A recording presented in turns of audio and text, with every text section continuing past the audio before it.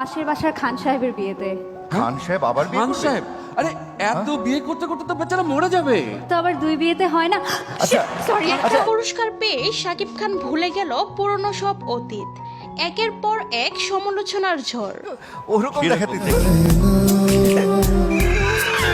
একটা সময় ছিল যখন শাকিব খানকে প্রথম আলো অ্যাওয়ার্ড অনুষ্ঠানে নিয়মিত অপমান করা হতো।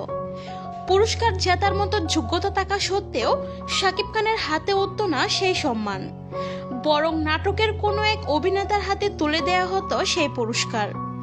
2021 সালের প্রথম আলো অ্যাওয়ার্ড অনুষ্ঠানের ঘটনা এখনো অনেকেই ভুলতে পারেনি।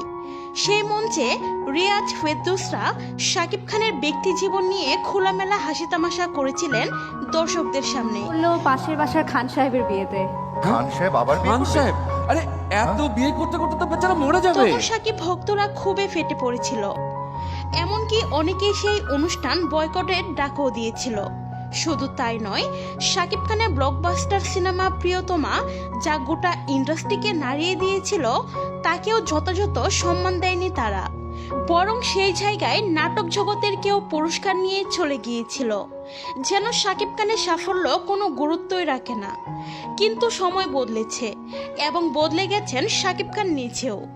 2025 সালের প্রথম আলো অ্যাওয়ার্ডের মঞ্চে নিজের রাজকীয় উপস্থিতি দিয়ে সব সমালোচনার জবাব দিয়েছেন ঢালিউডের এই কিং।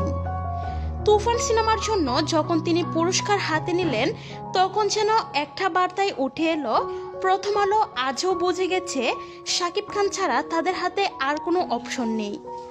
আজ আর অপমান নয়, বরং সেই পুরাতন অপমানের ইতিহাস চাপা পড়ে গেল শাকিব খানের বিজয়ের উল্লাসে। কারণ শাকিব খান যখন মঞ্চে ওঠেন, তখন পুরো ইন্ডাস্ট্রি তাকায়। এই একজন মানুষই বাংলাদেশের সিনেমার আসল আইকন।